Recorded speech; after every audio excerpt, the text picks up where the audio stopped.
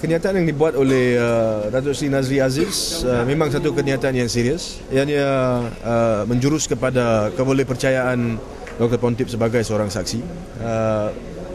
Lebih daripada itu, kita kena lihat bahawa Datuk Seri Nazri adalah menteri yang bertanggungjawab untuk portfolio undang-undang. So ini juga menjadi satu perkara yang memberikan lebih penekanan kepada fakta itu. Tapi kepada saya rasa kenyataan oleh Datuk Seri Nazri tidak berasas. Ya.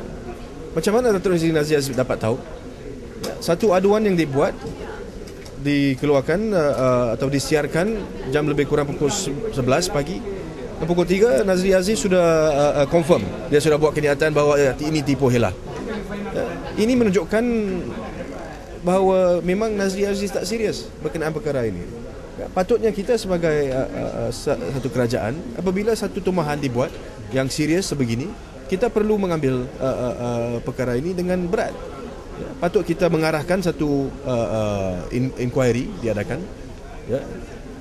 Kita siasat dulu sebelum kita bagi jawapan. Tapi ini menunjukkan lagi bahawa mungkin Datuk Seri Nazri tidak serius, ya, berkenaan dengan inquest Teo Beng Hock. Bukan saja itu satu. Lagi satu kenyataan beliau bahawa Dr. Pontip telah pun bohong atau tipu dalam inquest sebagai seorang saksi.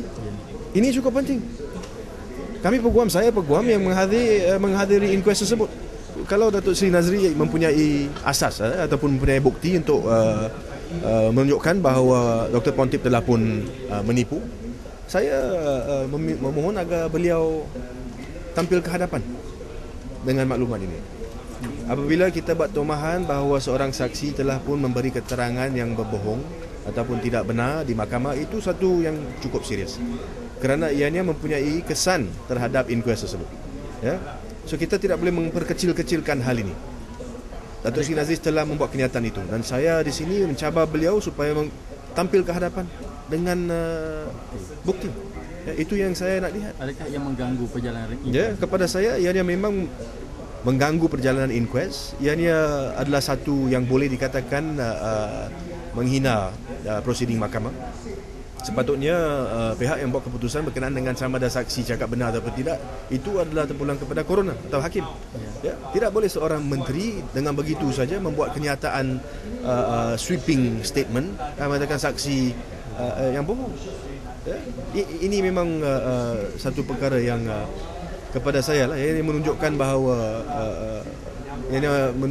bahawa Datuk Seri Nazri Aziz tidak mengambil dengan serius hal inquest Teo Beng Hock. Dr. Pontip dalam pernyataan kepada media memberitahu dia tidak akan hadir minggu depan untuk inquest. Ya, itu yang saya baca.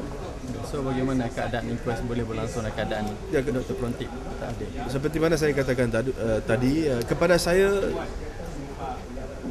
kita khususnya selepas pembedahan kedua telah timbul banyak maklumat yang sekarang boleh membantu Tuan Coroner untuk membuat keputusan.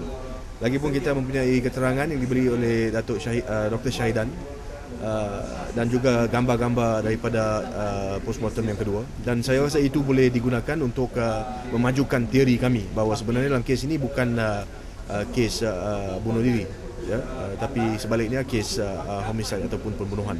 Tapi itu adalah perkara yang saya akan bangkitkan dalam inquest lah. Tapi kepada saya, kalau Dr. Pontip datang, memang lebih membawa manfaat kepada kita. Dari segi beliau dapat memberi penjelasan yang lebih, dan juga dari segi experience, pengalaman beliau memang saya rasa boleh bantu. Tetapi kalau beliau tidak hadir, tidak datang ke inquest itu, kepada saya sebagai peguam, saya rasa kita masih boleh teruskan. Dan kita akan terus berjuang untuk kami mencapai keadilan bagi pihak mendiang Teo Beng Hock. YB, sekiranya YB Nazri gagal menyatakan bukti-bukti itu, apakah tindakan selanjutnya? Adakah YB akan buat laporan polis atau apa? Itu kita akan buat penilaian kemudian, ya. Tapi apa yang penting sekarang adalah untuk beliau memberi penjelasan.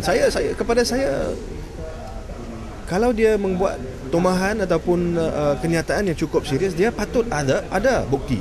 Bukan tak timbul saya tak ada bukti tapi saya hanya buat tumahan itu. Ya, perkara ini boleh menjadi penghinaan mahkamah. So itu menjadi satu option kepada keluarga Teo Beng Hock. Kalau mereka nak bawa satu usul untuk tindakan diambil terhadap Datuk Seri Nazri kerana menghina mahkamah, itu adalah satu option yang terbuka.